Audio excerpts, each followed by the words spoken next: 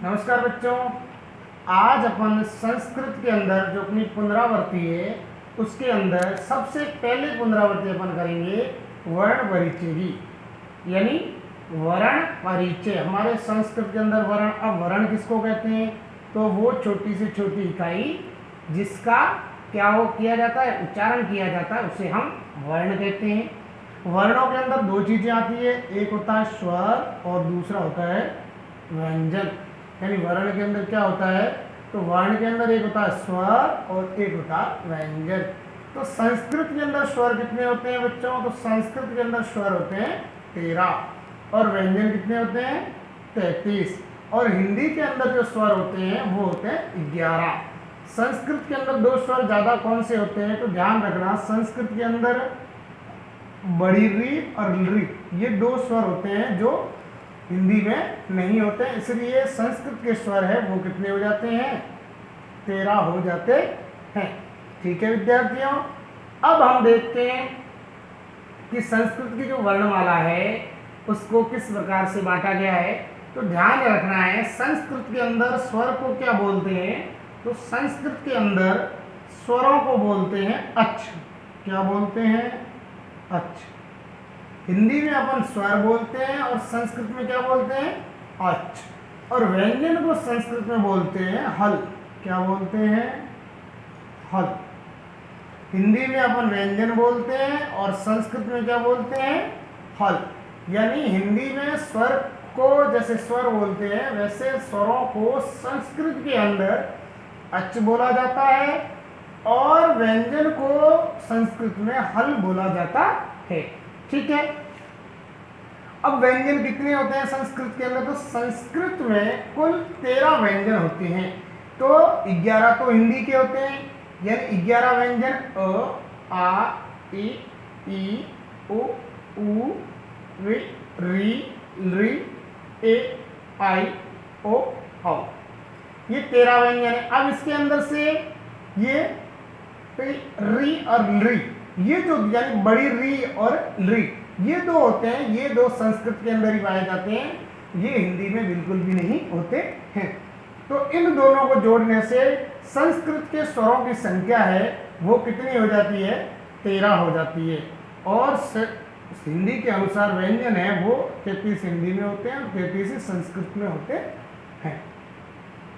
अब इसके अलावा यहाँ पर दो ध्वनियाँ और रह गई जिसको अयोगवाद ध्वनि कहते हैं। एक तो अपने रह गए अनुस्वार, जैसे अपन अंग लिखते हैं, और एक अपन लिखते हैं अह। इन दोनों की ध्वनि होती है, इसको अयोगवाद बोला जाता है। यानी इसे तो हम क्या कहते हैं? अनुस्वार, ये तो ऐसे लगता है, और ये इसको हम बोलते हैं विसर्ग, जो ऐसे लगता है। तो ऐसे कुल मिलाकर के अपने जितने भी स्वरों के साथ जो ध्वनियाँ थी वो ध्वनियाँ पूर्ण हो गई है। ठीक है विद्यार्थियों, अब जब स्वर पूर्ण हो गए हैं तो स्वर के बाद अगला जो अपना है वो है हल, यानी व्यंजन। स्वर के बाद अगला क्या है? हल। यानी अच् कितने होते हैं संस्कृत में? 13 होते हैं। उसके अलावा दो अयोगवाद ध्वनि होती है जिसके अंदर एक अनुस्वार होता है और एक विसर्ग होता है, जो मैंने आपको यहाँ अनुस्वार और विसर्ग लिख करके दिखा दिया है।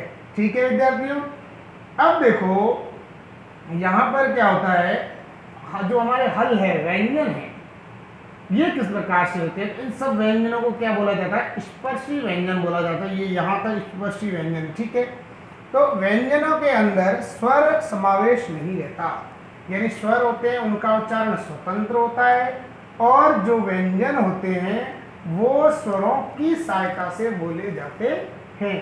यानी जो व्यंजन होते हैं वो स्वरों की सहायता से बोले जाते हैं। व्यंजन किससे बोले जाते हैं? तो व्यंजन स्वरों की सहायता से बोले जाते हैं।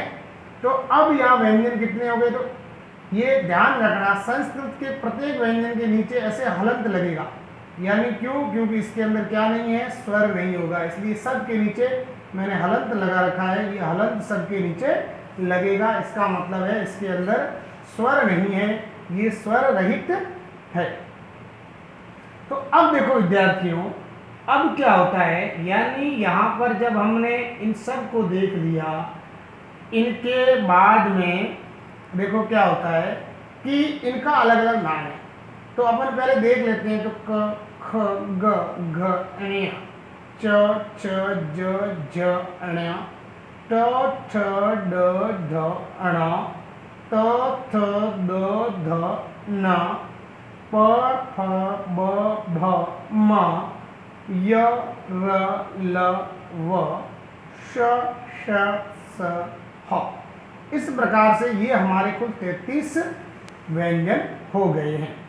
अब 33 व्यंजन में जो क वर्ग होता है इसको हम बोलते हैं कंठ। क्या बोलते हैं? कंठ। क्या बोलते हैं? तो इसको हम बोलते हैं कंठव्य या कंठ। यानी इनको बोलते समय हमारी जो ध्वनि है वो कहाँ से निकलती है? गले से निकलती है। यानी कंठ होता है जहाँ पर हमारा गला होता है, वहाँ से ध्वनि निकलती है। इसलिए ये व्यंजन कौन से हैं हमारे? तो ये व्यंजन हमारे हैं कंठीय व्यंजन। च व्यंजन यानी जब हम च को बोलेंगे तो जीभ ऊपर की तरफ टकराएगी, इसलिए इसको बोलते हैं तालव्य। क्या बोलते हैं? तालव्य। उसके बाद हमारा जो ट व्यंजन है ये दांतों के अंदर जो मसूड़े होते हैं उनसे टकराता है, इसीलिए इसको क्या बोलते हैं? ऊपर की तरफ, तो उसको मूर्धन्य। क्या बोलते हैं? मूर्धन्य। ठीक है।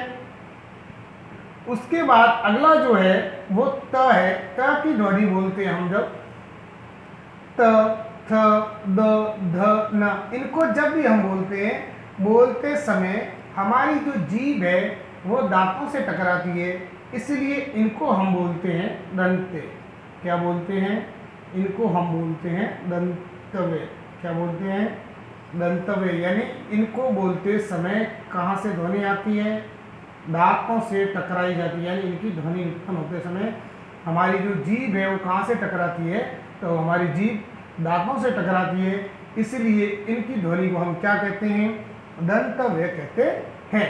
उसके बाद है प, फ, ब, भ, म। जब इनको बोलते हैं तब हमारे होठ होते हैं वो एक तरह से मिल जाते हैं, इसलिए इस ध्वनि को बोलते हैं ओष्ठव्य। क्या बोलते हैं? ओष्ठव्य। यानी होठों से बोले जाने वाली ध्वनि। उसके बाद हमारा बच गया य, र, ल, व। इनको हम बोलते हैं अंतः। क्या बोलते हैं? अंतःस्थल व्यंजन। अंतःस्थल यानी इनको बोलते समय य, र, ल, व, यानी जीभ के जो बीच का भाग है ऊपर से टकराएगी और अलग अलग जगह से, यानी अंतःस्थल यानी आंतरिक भाग से जब जीभ टकराती है उस समय जो ध्वनि उत्पन्न होती है वो यहाँ से आएगी। और इनको बोलते समय इनको हम कहते हैं उष्ण व्यंजन। क्या कहते हैं? उष्ण। उष्ण का मतलब होता है गर्म। यानी वह गर्म क्यों है? क्योंकि इनको बोलते समय हवा होती है मुंह से, वो निकलते समय क्या है? बहुत ज़्यादा गर्म होकर, यानी इकट्ठी दब करके निकलती है, इसीलिए इनको क्या बोलते हैं? तो इनको बोलते हैं श, श, स, श, श, स, ह। ठीक है। इस प्रकार से ये हमारे कुल कितने हो गए? 5, 10, 15, 20, 25, 25 ये हो गए। 25 और 1, 2, 3, 4, 5, 6, 7, 8, ये 8 हो गए। तो 25 और 8 कुल मिला के ये कितने हो गए हमारे? तो ये हमारे हो गए 33 व्यंजन हो गए। कितने हो गए? 33 व्यंजन हो गए हैं। तो ये मूल रूप से 33 और 13 स्वर, यानी 33 और 13 को जब हम मिला देते हैं तो हमारा यहाँ आंकड़ा कितना हो जाता है? तो यहाँ हमारे 46 हो जाते हैं। अब 46 के अंदर दो हमारे ये अनुस्वार ये जुड़ जाएंगे। जब कुल अगर स्वर व्यंजन पूछा जाता है तो कितने होंगे? 46 होंगे। लेकिन कुल वर्ण पूछा जाता है, क्यों? क्योंकि स्वर भी वर्ण है और व्यंजन भी वर्ण है।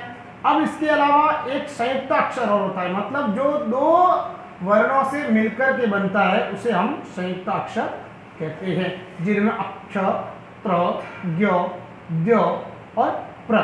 तो अक्ष होता है, जैसे हम क्षत्रिय लिखते हैं, क्या लिखते हैं? जैसे हमने क्षमा लिखा, माफ करने की क्षमा, या जैसे हमने लिखा क्षत्रिय, तो ये इससे लिखा जाता है।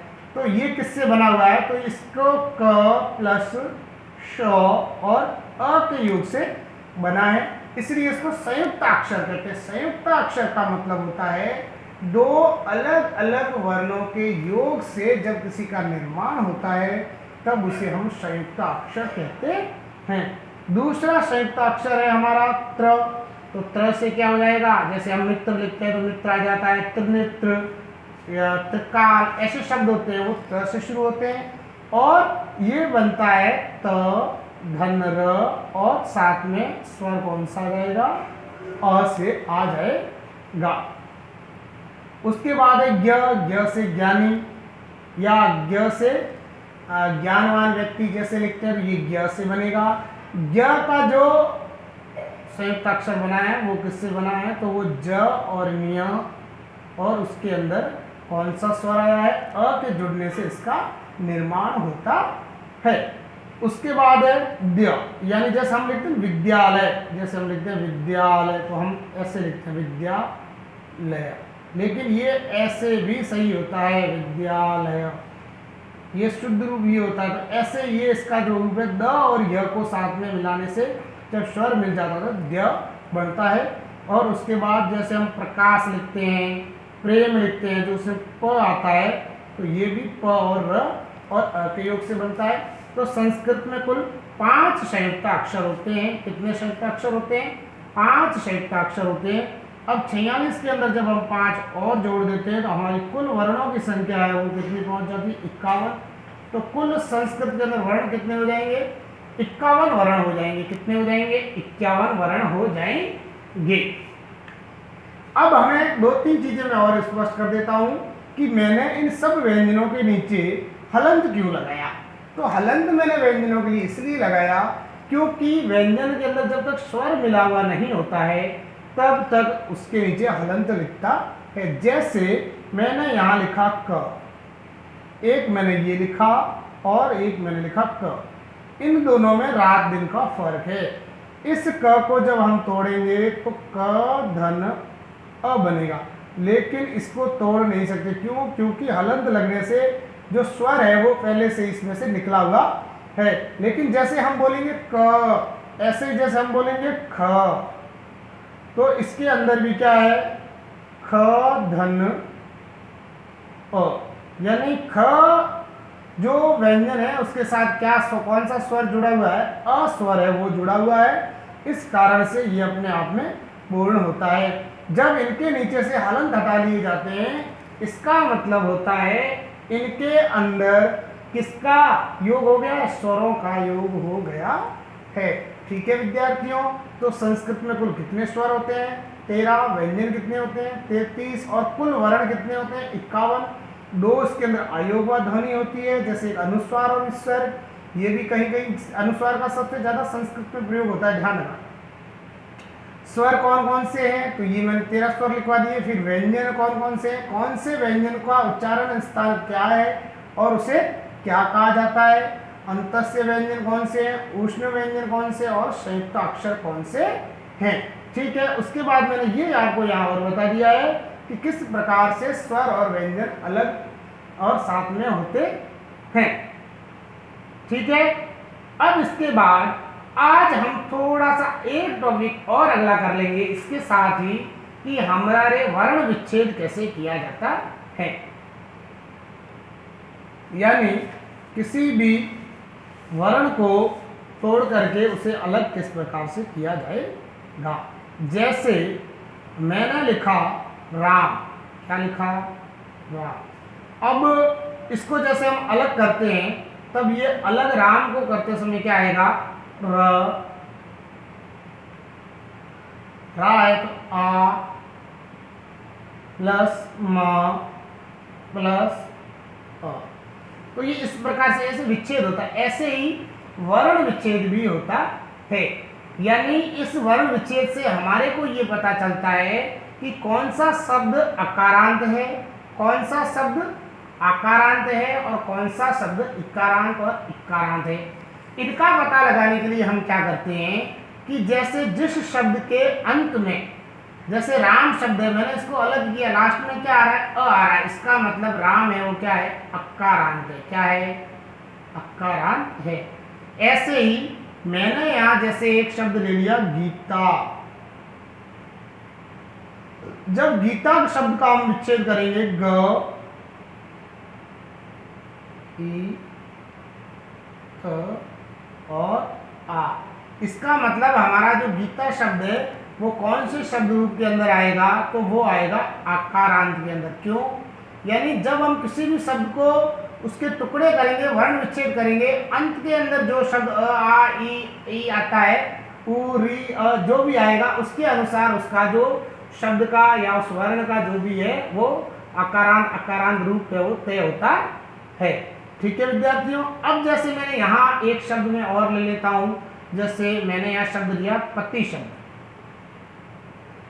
अब मैं इसके टुकड़े करता हूं, जैसे प अ, यहां मैं क्या करूंगा त, और यहां देखो कौन सी है, छोटी है, तो ये देखो ये। इसका मतलब अब ये कौन सा हो जाएगा रूप, तो ये हो जाएगा इकारांत। ठीक ऐसे ही मैंने जैसे शब्द दिया, जैसे नदी शब्द, कौन सा, नदी शब्द। जब मैं इसके टुकड़े करूंगा न अ द ई, इसका मतलब अब हमारा ये शब्द रूप कौन सा हो गया है, तो ये शब्द रूप हो गया है इकारांत। कौन सा हो गया है, इकारांत शब्द रूप हो गया है। ठीक है विद्यार्थियों, इस प्रकार से हम अकारांत अकारांत अकारांत आकारांत इकारांत इकारांत उकारांत, उकारांत के लिए जैसे एक साधु शब्द आता है, साधु, तो यहाँ क्या आ जाएगा, स धन आ धन ध और धन उ। इसका मतलब अंत में क्या आ रहा है, उ आ रहा है, तो ये क्या हो जाएगा, उकारांत। इसलिए जो कहते हैं बालक शब्द कैसा है, तो हमने यहाँ बालक को देखना पड़ेगा। बालक लिखो शब्द को, इसको तोड़ो, क्या हो जाएगा, ब धन आ धन ल धन अ, सॉरी इसके नीचे अलग नहीं है, फिर क धन अ। इसका मतलब अ आ रहा है, इसका मतलब ये क्या है, अकारांत है। तो उस समय जो शब्द रूप होते हैं वो हमसे पूछे जाते हैं, तो हमें किस प्रकार से पता लगाना है, तो वर्ण विच्छेद इस प्रकार से करेंगे तब हमें पता चल जाएगा कि वो शब्द का कौन सा रूप है और किस प्रकार से आ रहा है। ठीक है विद्यार्थियों, अब जैसे हमने विच्छेद कर लिया, ऐसे ही एक होता है वर्ण संयोग। क्या होता है, वर्ण संयोग। क्या होता है विद्यार्थियों, वर्ण संयोग। वर्ण संयोग का मतलब होता है अलग अलग वर्णों को जोड़ना। क्या होता है, वर्णों को आपस में जोड़ना, यानी वर्णों को आपस में जोड़ना होता है, या फिर जोड़ने की जो प्रक्रिया होती है, उस प्रक्रिया को हम क्या कहते हैं, प्रक्रिया को हम क्या कहेंगे, तो उसको हम कहेंगे वर्ण संयोग, यानी वर्णों को जोड़ना। जैसे मैंने ये लिख दिया, जैसे मैंने लिखा र आ म अ, तो इन दोनों को हम जोड़ेंगे तो ये क्या हो गया, रा, और म ये हो गया रा। तो इस प्रकार से ये हमारा क्या हो गया, यानी यहाँ वर्ण बिखरे हुए थे और इसको हमने क्या कर लिया, जोड़ दिया। इस प्रकार से इसे वर्ण संयोजन या वर्ण बनाना या वर्ण जोड़ना कहते हैं। जैसे मैंने यहाँ लिखा मात्रा, अब ये तो क्या है, संयोग है। अब इसको ये कैसे बना, तो ये ऐसे बना, म धन आ धन प्र धन आ। जब मैंने इन सब को जोड़ा तब जाकर के और ये हमारा क्या बन गया, वर्ण संयोग बन गया। तो विद्यार्थियों आप समझ गए होंगे कि वर्ण संयोग क्या होता है, वर्णों को जोड़ना। वर्ण विच्छेद क्या होता है, तो वर्णों को अलग अलग करना, और इन्हीं वर्णों को अलग अलग करने से हम जो शब्द रूप के अंदर अकारांत आकारांत इकारांत उकारांत होते हैं वो निकालते हैं। और इससे पहले मैंने आपको स्वर व्यंजन है वो समझा दिए हैं।